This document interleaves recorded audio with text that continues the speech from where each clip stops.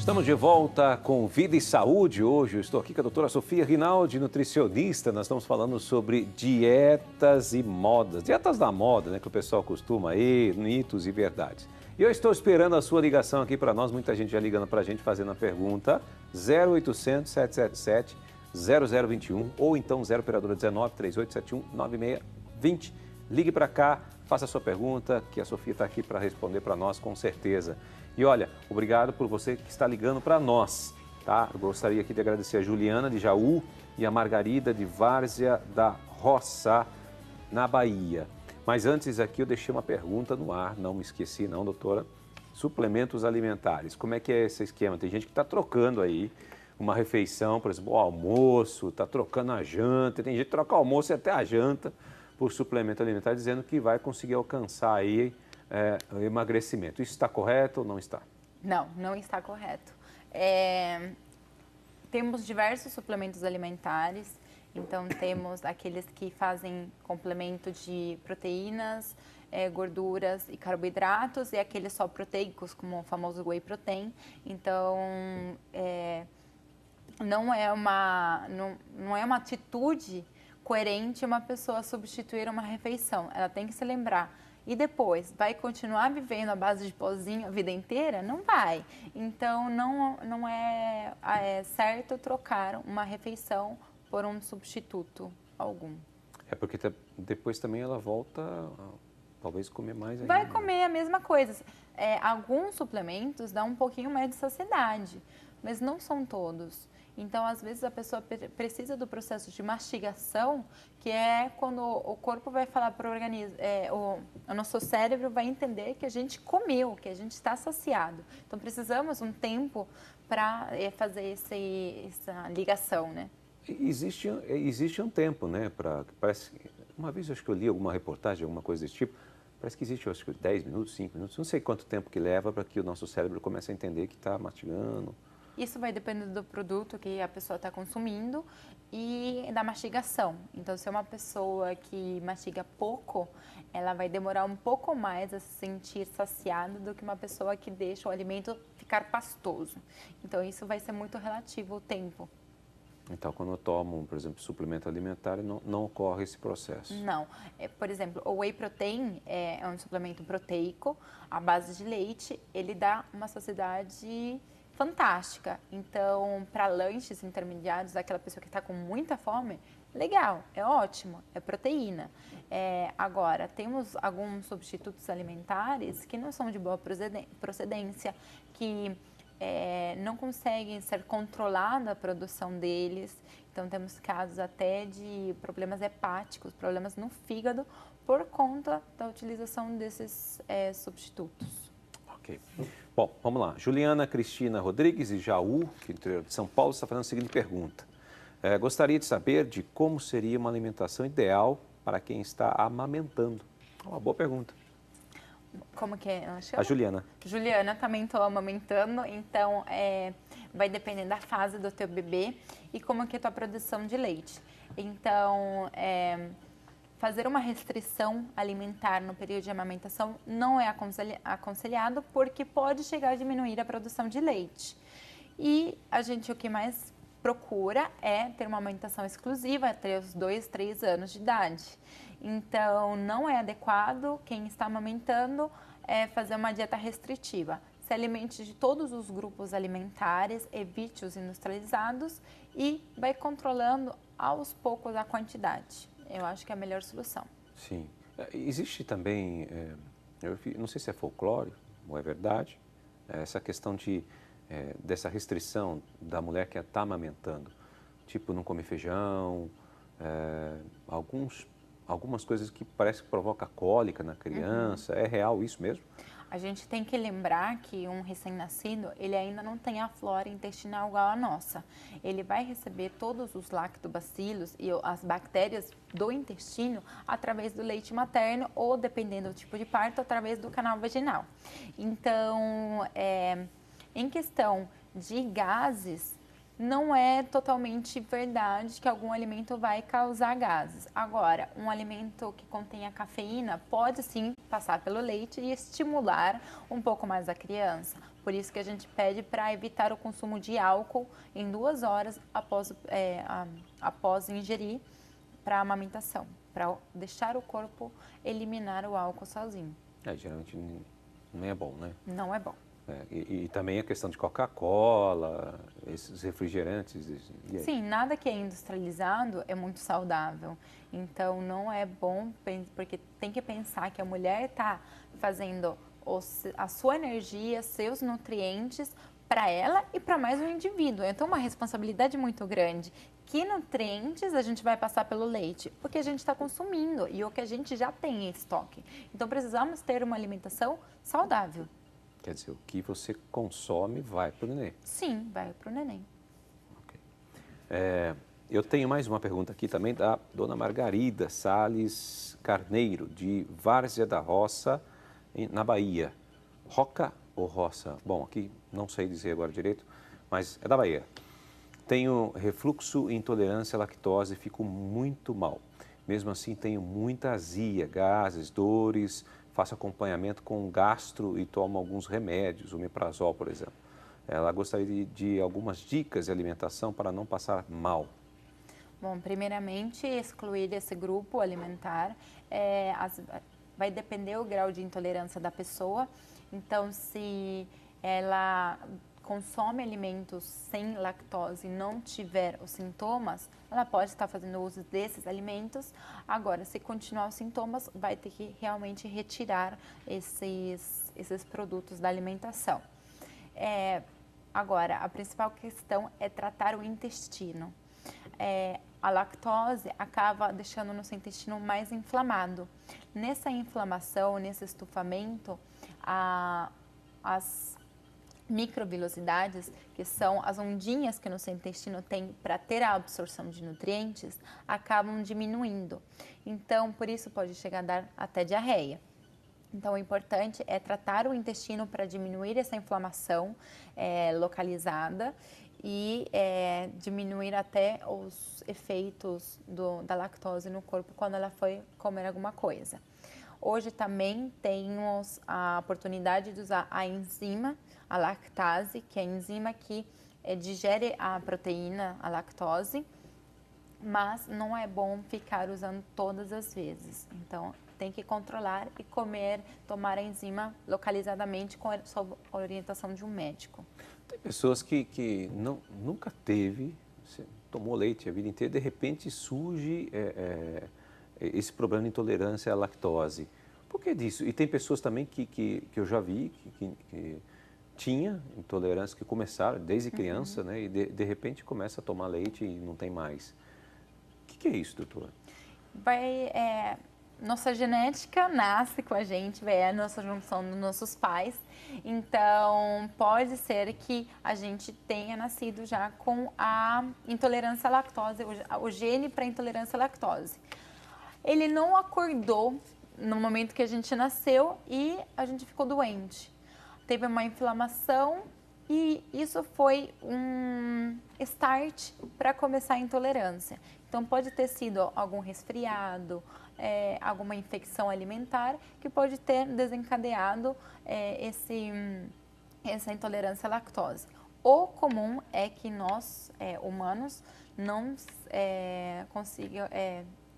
nós não teríamos que ter a capacidade de absorver a lactose. Então, em teoria, seria que o normal é ser intolerante à lactose. Olha, que interessante.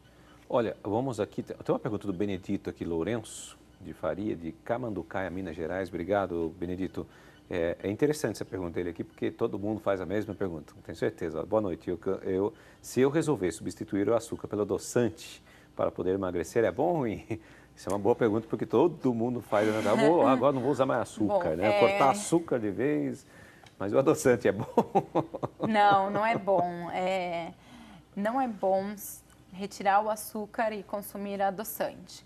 O ideal seria a gente diminuir o consumo de açúcar até conseguir chegar num ponto que não precisamos mais adoçar os alimentos. Agora, os adoçantes são extremamente químicos e eles vão atingir nosso organismo.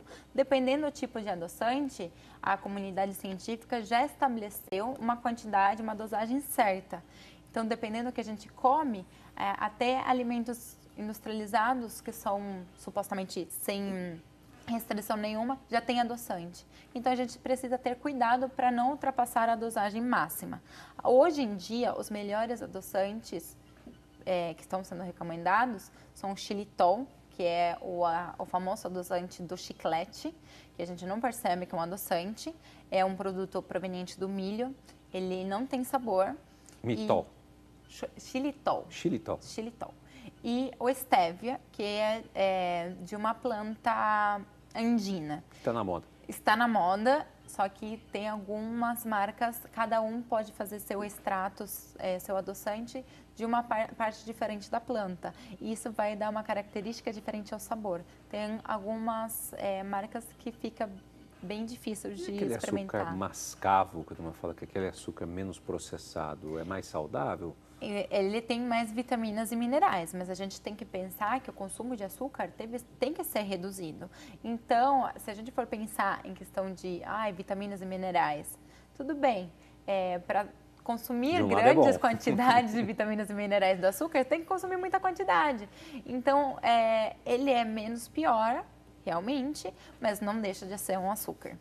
Ok. Mais uma pergunta aqui da Clotilde Alves Varga, de Ibertioga, Minas Gerais.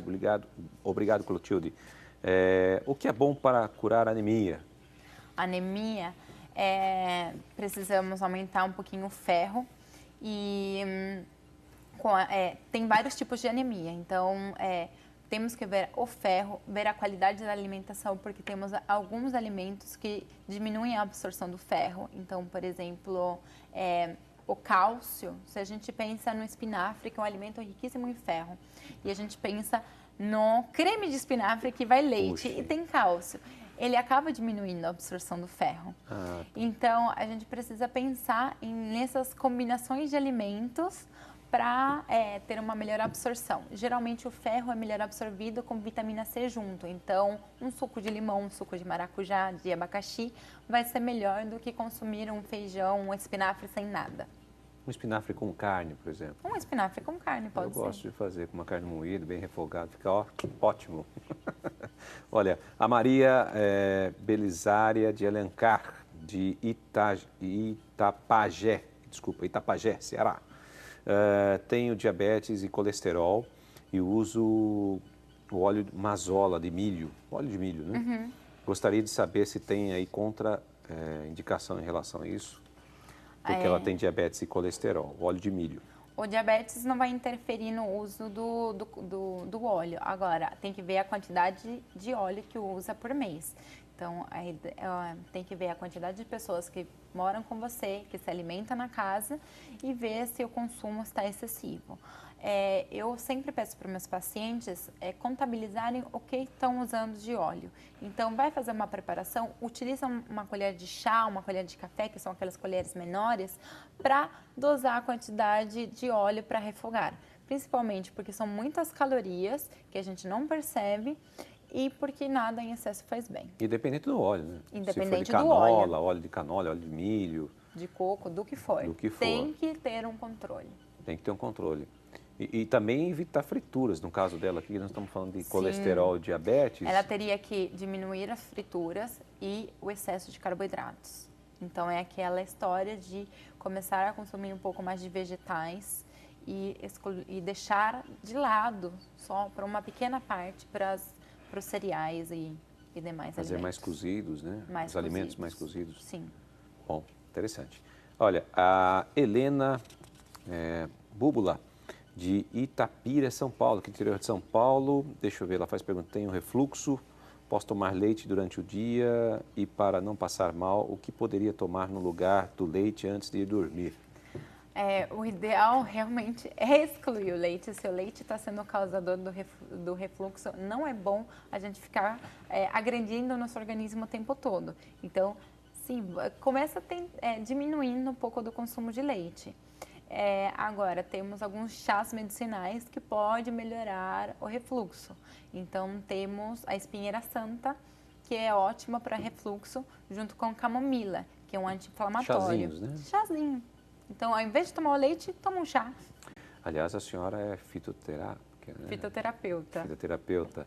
E a gente, depois do próximo bloco, vai aprofundar mais esse assunto. Aí você vai descobrir aí algumas dicas aqui da doutora para você poder tomar um chazinho gostoso aí para poder dormir, com certeza. Olha, Maria da Silva Pereira, de Varre, Rio de Janeiro, gostaria de saber o que é melhor para a saúde, o óleo, o azeite ou a banha de porco. A gente estava comentando isso no primeiro bloco. Podemos misturar ou tem que ser pura a banha de porco, tem que separar cada um, misturar dá problema? Tem que ver qual que é a qualidade dessa banha de porco. Então, algumas marcas, grandes marcas, eles adicionam muitos conservantes para a banha de porco. Sódio, nitrito, nitrato, que são componentes cancerígenos, potencialmente cancerígenos. Então, tem que ver essa qualidade dessa banha e o ideal é fazer uma mistura e não usar sempre a banha, ir trocando ao longo do dia. E essa questão do óleo de coco aí, que todo mundo está falando também, tem gente que gosta de usar. O óleo de coco é uma gordura saturada, então o maior 93% da composição do óleo de coco é de ácidos graxos, que chamam ácido láurico e mirístico. Até os anos 90, a gente tinha na comunidade científica que esses ácidos graxos eram reconhecidos pelo nosso corpo como bactérias. E ele desencadeava um processo inflamatório que, em teoria, prejudicaria doenças de base inflamatória, como uma obesidade, por exemplo. Hoje, os estudos vêm mostrando efeito contrário. O que eu aprendi nessa minha vida de nutricionista é que a gente não pode condenar absolutamente nada. Então, não é excluir o óleo de coco, porque tem muita gente, principalmente no Nordeste, que faz consumo do óleo de coco e é extremamente saudável. A ideia é não consumir em excesso. Sim. Bom, Edilva de Fátima Tamborim Pinheiro, lá de Arthur Nogueira, aqui no interior de São Paulo. Ela falou, boa noite, Edilva. Gostaria de saber se o frango e batata doce serve para ganhar massa. Isso é uma ideia muito de academia, que as pessoas têm que consumir frango com batata doce. A batata doce é um carboidrato de um índice glicêmico mais moderado, então ele vai demorar um pouquinho mais para aumentar a glicose no nosso corpo. Nosso corpo, após o exercício, precisa de carboidrato para repor os estoques de energia. E o frango é uma boa proteína que ajuda a recuperação muscular. Então, ajuda sim, mas tem diversos outros alimentos que você poderia estar consumindo nesse horário. Por exemplo, uma carne moída com arroz integral. Que é bom. Que é bom também. Não e não engorda. se esqueçam dos vegetais, porque depois do exercício físico, a gente oxidou demais. Precisamos dar antioxidantes para o nosso organismo. Então, precisamos de vitaminas e minerais provenientes dos vegetais, das frutas e vegetais. Tá aí a dica para você, hein, minha filha. Vamos lá. Maria Aparecida da Silva, de Passo Fundo, Minas Gerais. O café sem açúcar engorda e tira o sono? O café sem açúcar, ele não engorda, ele acaba não tendo calorias. Não, peraí, eu acho que é com açúcar. Com Desculpa, açúcar? porque aqui tá... Então, com açúcar engorda. Com açúcar. E a gente tem que pensar que aproximadamente uma colher de chá tem aproximadamente umas 60 calorias. Então, cada colher de chá que você vai colocando, vezes a quantidade de café que você vai tomando ao longo do dia, pode sim ser uma bola de neve. Eu tenho pacientes que chegavam a consumir 400 calorias só no café. Olha isso. Então, é para você ter cuidado, é para ir acostumando o paladar pro amargo. E pode tirar o sono, o café? Pode, mas isso vai depender do metabolismo da pessoa. Não é todo mundo que reaciona a cafeína ficando sem sono, ficando acelerado. Olha, Maria Aparecida, eu posso dizer que eu tomo café à noite e durmo tranquilamente. Também. Sem problema nenhum. Nem que eu vá num restaurante, depois eu peço um cafezinho, procuro tomar sem açúcar, porque eu acostumei até a conseguir sentir o sabor do café. Degustar, ele fica bem diferente quando você não põe o açúcar. É um pouco amargo no início, lógico, o café sem açúcar, ele realmente mas depois, com o tempo, você costuma no paladar e você começa a sentir o sabor do café, né? A essência do café mesmo. Então, aí você acaba acostumando Com certeza. e vai embora, sem problema nenhum. Bom, doutora, a gente precisa ir para um rápido intervalo, só que eu quero deixar aqui para você que nós vamos falar sobre fitoterapia no próximo bloco. A doutora vai dar aqui umas ideias aqui de chás que a gente pode tomar, que ajuda a emagrecer, que ajuda você a dormir, ajuda você a relaxar. Então, a gente vai para um rápido intervalo e volta já, fique ligado.